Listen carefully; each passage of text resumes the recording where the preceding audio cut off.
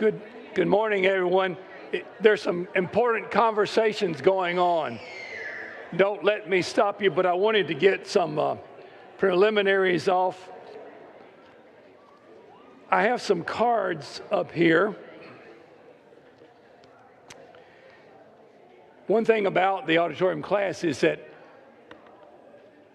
I enjoy getting comments, and the auditorium class doesn't let you do that. So I have some cards up here. If you would like to make a comment or ask a question, these cards I'll have up here, and if you would get one and bring it back next week, then we'll acknowledge any comments or questions that you have. That's one of the things that I miss when I teach up here. Our topic today is change, and the kind of change we're dealing with has to do with change due to aging. Last week, this thing shifted. Last week we dealt with change in identity. The first time we dealt with just loss in general. We're talking about Adam and Eve. And so today we'll talk about changes due to aging. Am I still okay, Todd? Good. Now, we might look at change in identity even as far as aging goes, because we've talked about secondary loss. And we need to start out by kind of nailing down what we mean by aging, because I'm looking at people in here who are very young and inexperienced. And so, we kind of have to talk about aging. But age brings change. Sometimes we talk about the seasons of life. So you talk about I guess you'd start with the spring, summer, the fall, and the winter. And of course, the spring of your life, I don't know when I guess it starts at birth and it goes a certain period of time. Some people talk about 3 parts of your life. But we use the term majority. At some point, a person reaches their majority. Well, what is that? Well, that means that they're able to make their own decisions. They step out on their own. They're forced to do some things. And of course, this means change. So we could talk about change from the perspective of a young person, getting out of high school, things that happen there. That's a different topic. We're going to deal with that today. We're going to talk about the fall and winter season. There's a famous riddle. A guy named Oedipus was the king of Thebes. There was a monster there that was tormenting the city. And this monster was famous for riddles. So the riddle of the Sphinx is, what animal walks on 4 feet in the morning, 2 feet at noon, and 3 feet in the evening, yet has only one voice? So, of course, the answer to this is a human being. A child crawls on all 4, and then at some time, he gets up on 2 legs, and then at some time, he uses a cane. Our first Bible reference comes after this slide here. I stuck this slide in because I thought that this was such a good point. There's a guy named Bridges I've been reading. The book is called Transitions. There was a time in my life when I felt like I'll get good at evangelizing. I'll get good at talking to people about the Lord, kind of what Isaac was talking about today. So I was in my late teens, maybe, early 20s. I was kind of disappointed with myself because I couldn't go out and talk to people about the Lord. But I kept saying, excuse myself by saying, the Lord was 30 years old when he started his ministry. And then I got in my 30s, and I said, well, I'm not doing too well at this. And then I said, well, but I'm thinking about the Lord. I'm not the Lord. And so in my 40s and in my 50s. And so this kind of suggests that each of us reaches the pinnacle of our ability, of our talents, of all that we can do at a certain stage in our life. This is the thoughts of Arthur Schopenhauer. I believe he was a philosopher. Character seems best suited to one particular stage of life, so that he appears at his best in that stage of life. Well, I don't know about you, but I kind of like this stage of life. I've been allowed to do many things here at the congregation, working with our seniors. And I kind of like this stage of life. I hope that you are enjoying your stage of life. Our first Bible reference is in Joshua. And we want to look at the Caleb. And there were two men, you remember, and these two men were the only ones that came back the first time the spies went into the land of Canaan and said, let's go in and take the land. It was Joshua and Caleb. And so the rest of the guys who went in there, along with a generation of people, died out before they reached the land of Canaan. So this passage, this slides ask what gives a person his or her worth. Sometimes the worth is connected to youth, sometimes to different things. But when we look at this man Caleb here, he asked for a city.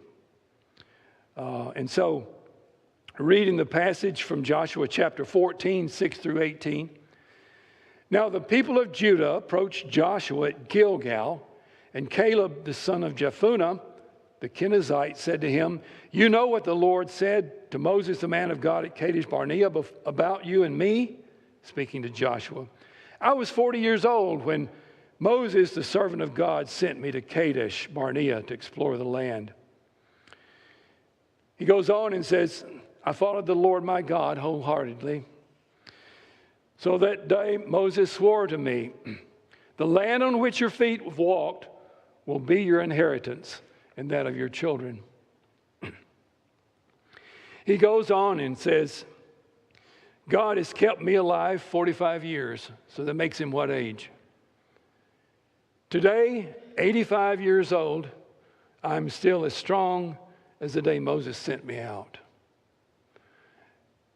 I'm not quite that old, and I really can't say that I'm as strong in some ways as I was years ago.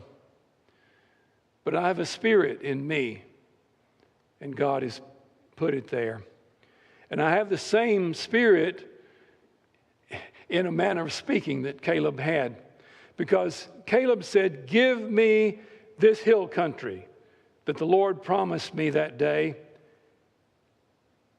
You yourself heard then that the Anakites were there and their cities were large and fortified, but the Lord helping me, I will drive them out. Then Joshua blessed Caleb. Now, these Anakites were the mighty warriors of old. There were giants. And so what Caleb was saying is, I'm going to take this hill country. 85 years old, but he had a purpose. Being put out to pasture is used sometimes, means losing a sense of purpose, maybe losing position, power, prestige, something that we once had, being put out to pasture. We want to recognize that a person might feel a loss of identity. After retiring, I'm no longer an engineer. I'm a retired engineer, architect, supervisor, manager, director, teacher. What am I? I'm someone in the eyes of God. I'm someone in the eyes of those who love me. I have an identity. It's God who gives us our identity. We don't fade into the unknown, as I'm talking about here, a man named Nemo in Charles Dickens' books, Bleak House. He lived a life of misfortune, lived in a beat-up, torn-down attic room, used drugs. They found him dead one morning. No one knew who he was. He was Nemo, which means no one. And yet he had a beautiful, lovely daughter named Esther Summersby. Sometimes it becomes a struggle for those of us who are aging to maintain a sense of self-worth or our identity. And we have to change, don't we? We have to change as we age. I was thinking about, this is something I haven't planned to say, but in sitting in the worship today, looking at what we did in worship, some people can't take this. You may know some people who didn't come today because they can't take this change. I'm not criticizing them. I do hope that they will be able to kind of stay with us and work with us as we face the changes that are here. There are things that are going to happen to us, and we have to change, and we have to be resilient.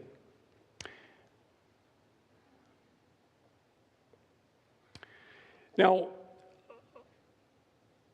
one person that I can point to in the scriptures that was very valuable is David. David was valuable to his loving servants. The men said at one time, "You must not go out. If we're forced to flee, they won't care about us." In other words, they'll let the rest of the army go, and they will come for you, David. You're too valuable. A faithful believer is worth a great deal. It's possible to lose what we might have been, but making ourselves into someone else is possible through the power of God, because God sees us as being very valuable. This passage is about David's value. We'll read it. Once again, there was a battle between the Philistines and Israel. David went down with his men to fight against the Philistines, and he became exhausted. And Ishbi-Benob, one of the descendants of Rapha, whose bronze spearhead weighed 300 shekels and who was armed with a new sword, said he would kill David. But Abishai, son of Zeruiah, came to David's rescue. He struck the Philistine down and killed him. Then David's men swore to him, saying, "Never again will you go out with us to battle." David was too valuable for them to lose. They called him a lamp of Israel. We Christians who are seniors, who are older Christians, aren't we the lamp of the church, of God's church? When you're a king, when you have plenty of help, plenty of servants, you have time to do some things, and Solomon had plenty of time. A lot of time to do some research, try this and try that. I never was that adventuresome, but we know Solomon was from his writings. And so we'll look at him as someone who went through it all, got to maybe to the end of his life, and recognized some things about age. But he had a burning desire to find out what life was all about under the sun. You might be in that position. You might have gone through a lot of things in life. We're going to read this passage here, Ecclesiastes chapter 11 through 12. And this doesn't have to be a sad passage, but it is a challenging thing when we read it. Let's read it through. Light is sweet, and it pleases the eyes to see the sun. However many years anyone may live, let them enjoy them all. But let them remember the days of darkness, for there will be many. Everything has come to meaningless. You who are young, be happy while you're young. Let your heart give you joy in the days of your youth.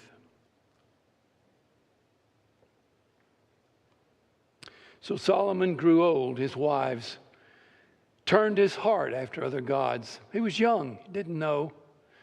He was trying different things. He was trying to hold the kingdom together, and so he made these alliances with other kingdoms.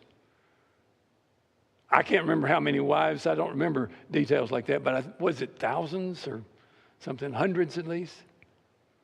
Had all these wives, and they turned him against God. Before the sun and light, the moon and stars grow dark, and the clouds return after the rain, when the keepers of the house tremble, and the strong men stoop, when the grinders cease because they're few, and those looking through the windows grow dim. This describes change due to age. And as I say, it doesn't need to be sad, but it's real. It's like things that are happening in a nation today. We're not going to stop these things, and we're not going to stop these things that are happening that Solomon describes here. A lot of metaphor. And we could go through and try to pick out the things, but basically, you know what he's talking about. The sun, the light, and the moon, the stars grow dim. This might refer to eyesight. It might refer to things that are going on around us as far as the time, because we tell time by sun and moon and that kind of thing. This might be what it is. The muscle tone in our legs, arms, give us problems. We can't lift as much. We can't walk as fast, maybe. Coordination changes. The dentist helps us contend with loss of teeth, problems with our gums. Time passes differently. Even the weather affects us differently. When the doors of the street are closed, sound of grinding fades. When people rise up at the sound of birds, but all their songs grow faint. When people are afraid of heights and of dangers in the streets. When the almond tree blossoms and the grasshopper drags itself along and desire no longer is stirred. Think about listening to sounds through a door.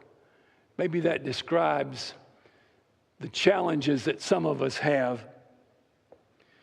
Noises, activities affect us.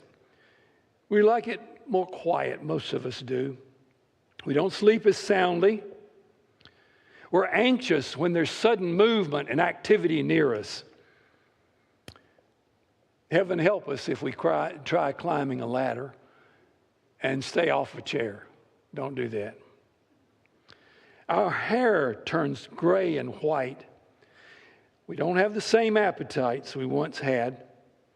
Our interest turns to different things. Now, I'm talking in general. Some of you all are saying out there saying, well, that doesn't apply to me, which is a good thing. Just keep that attitude. But again, this is reality here. We can read this passage from two different perspectives. Believers plan to deal with this. They anticipate it. They've listened to other people. They've listened to the stories that their parents and grandparents told them. They anticipate it. But the ultimate goal is pure joy. Then people go to their eternal home and mourners go about the streets. Remember him before the silver cord is severed, golden bowl is broken, before the pitcher is shattered at the spring and the wheel broken at the well. Dust returns to the ground it came from, and the spirit returns to God who gave it. Again, this is a metaphor that has to do with the end of life. When our life forces, the silver cord, and the golden bowl no longer function. The changes that we're going through now will no longer matter to us. The part of us created in the image of God will return in victory to Him. Youth cannot return. In some changes, hope is there. Hope that I'll get a new job. Hope that I can find someone else to fill my life. But in this situation, it's not going to change, is it? We're faced with getting older. People dye their hair, they have facelifts, they try fad diets, they wear youthful clothes. If you do that, I don't have a problem with that. They try to get into the new music and the new cars. But I look at some people, many of the people in the public eye, like movie stars, and I just see a person that I pity because their livelihood, who they are, depends on their youth. But those of us who are Christians are not like that. There's a passage in Genesis that refers to Jacob. And I'll read this. My son will not go down there, Jacob said, talking about Benjamin. His brother's dead. He's the only one left. If harm comes to him on the journey you're taking, you will bring my gray head down to the grave in sorrow. And so we read this passage, and of course, it refers to the fact that Jacob had sorrow during his life, the death of a favorite son. But not only that, he had marital problems, family problems. He had more than one wife. His past was full of deception. He was, well, just to be blunt, he was a liar. And there was mistreatment, and his brother had problems. So as we get into our mature part of life, sometimes we have to deal with things in our past, as Jacob did. This passage here is beautiful. Isaiah is talking about, in context in this chapter, he's talking about idols. But listen to me, you descendants of Jacob, all the remnant of the people of Israel, you whom I have upheld since your birth, carried since you were born, even to your old age and gray hairs, I am He. I am He who will sustain you. I've made you, and I will carry you. I will sustain you, and I will rescue you. The phrase there, I will carry you, appears in the same context where they were actually placing idols. They were making an idol, their God, and placing it on an animal so that this could be carried. Isaiah makes the point that you can move your God wherever you want to. You can ask Him questions. He won't answer. But then he says, our God will sustain us. God's people saw idols around them, and they knew that way of life, but they were called to a different thing. Psalmist says, from birth I've relied on you. You brought me forth from a mother's womb. I will ever praise you. I've become a sign to many. You are my strong refuge. He goes on and says, even when I am old and gray, do not forsake me, my God, till I declare your power to the next generation. And so the sign there is an indication that it's miraculous. It's something that God has done. And I'm sure that you can attest to that. There are times in your life that you can point to and say, God carried me. God got me through this. And this is the message that we must pass on to generations from now. I will declare your power to the next generation. This is the message.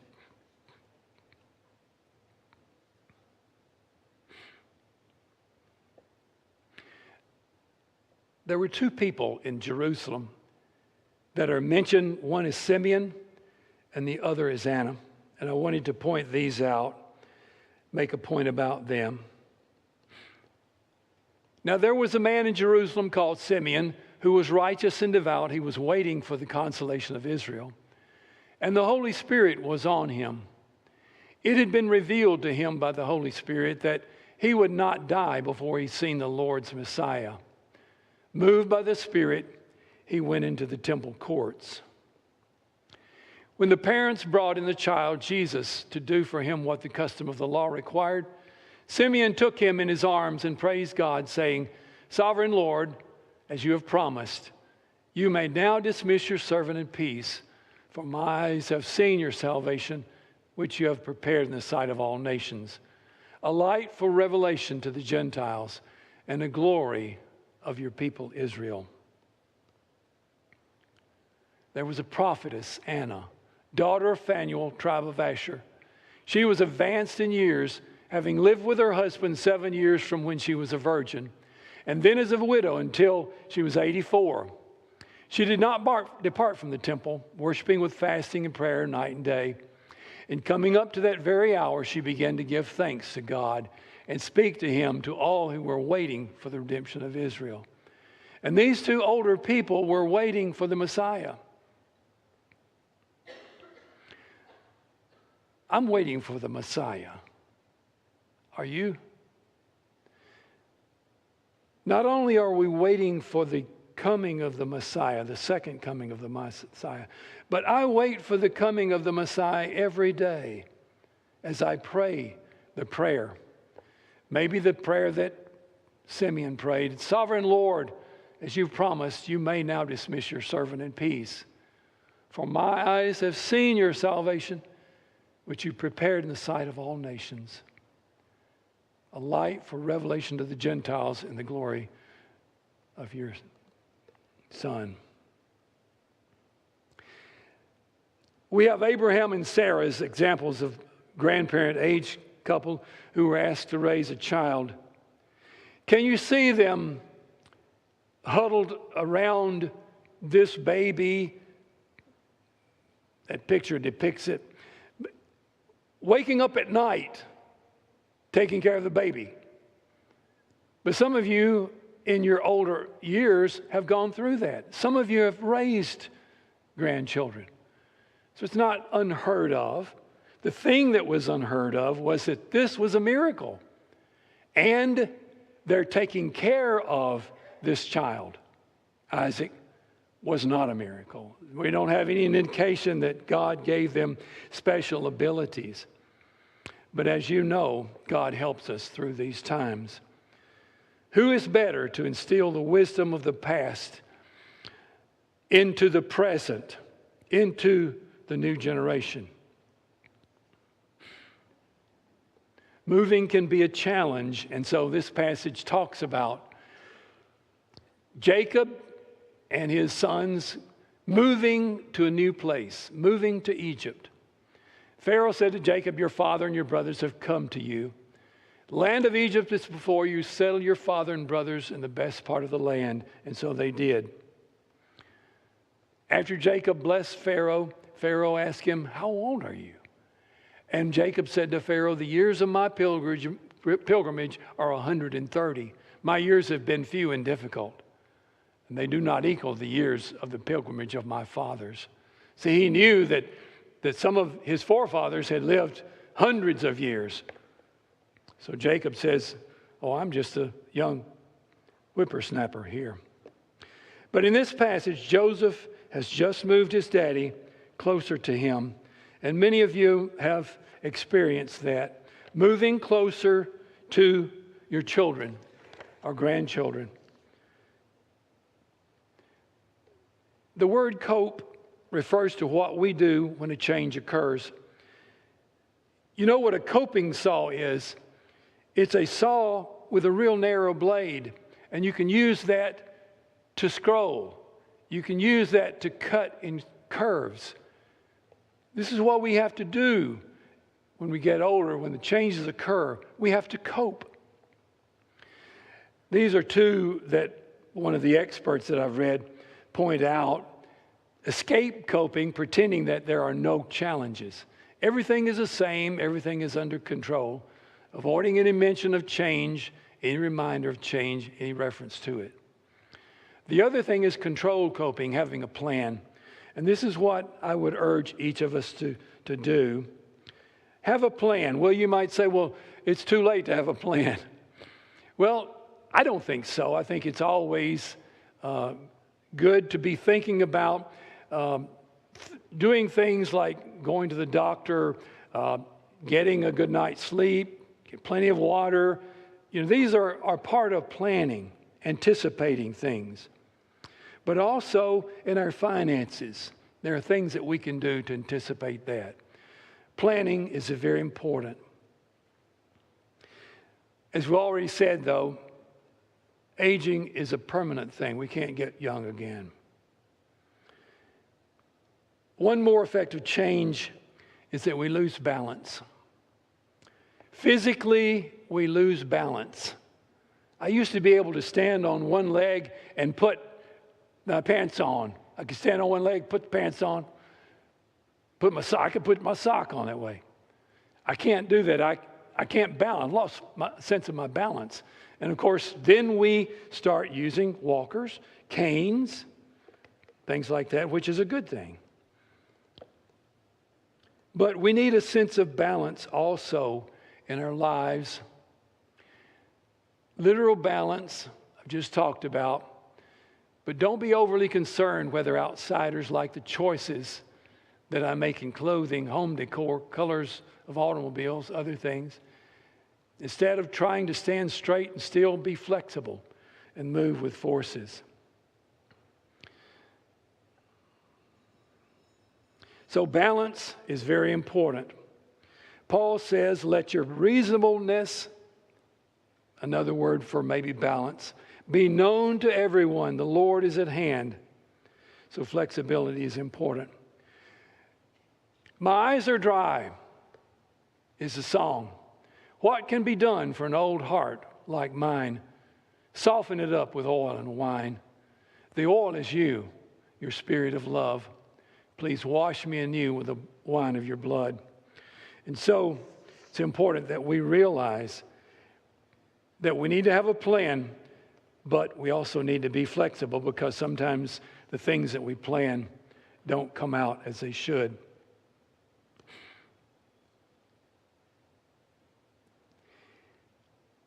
It seems that as we age, our emotions are all over the map. We remember that a feeling is an emotion with a thought attached to it.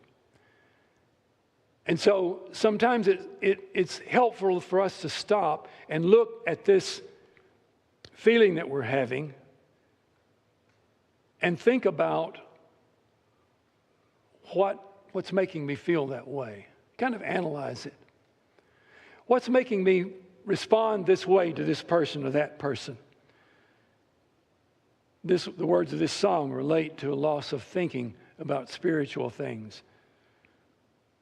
A loss of thinking about spiritual things. Maybe a loss of studying the Bible, being with others. But it does help to stop and think, why do I feel this way about this change or this fad that comes along or this song or whatever? Why do I feel that way? This is a photograph of the Royal Palace in Tehran, Iran. The walls are covered with broken pieces of mirrors. When the building was under construction, they ordered mirrors. And when the mirrors came, they were broken. Somebody threw them in the trash. The architect come back, got them out of the trash, mashed up the mirrors, and started gluing them on the walls. This is a metaphor of something beautiful coming from something broken. I mentioned Japanese kintsugi. This illustration has been used before. You've heard it before. But this vase here was given to the White House, actually given to the Japanese Prime Minister at the White House. It's a vase that was broken in pieces, I would imagine on purpose, and it's put together by glue mixed with gold or silver. And this technique causes this to be more valuable after putting it together than it was before. And I'm looking at people that are that way. You're more valuable than you were when you were younger. Ernest Hemingway says the world breaks us all, and afterwards some are stronger in those broken pieces. In many ways, we are stronger because of the things that we've experienced. And we're more beautiful than we were when we were younger. At least I am. I think you are too. Remember our worth in the eyes of God and our need to serve Him at all times, at all ages. Be flexible, have a plan. Ride on those waves. They're going to come. We can't stop them. I know you can. Next week, do you remember how disruptive it was when you changed employment? Changed the way you make a living. Maybe if you were a veteran, you got out of the service and you came home and you didn't know who you were. Next week, we'll talk about changes in employment, changes in job opportunities in the different companies you work for. That's what we'll discuss next week. Again, you can get a little piece of paper or come up and get one of these cards. Write it down, comments, questions. Even if you want to say something about changes, write an experience that you have. Share it with us. You don't have to put a name on it if you don't want to, but please do that. And we'll see you next week. Thank you.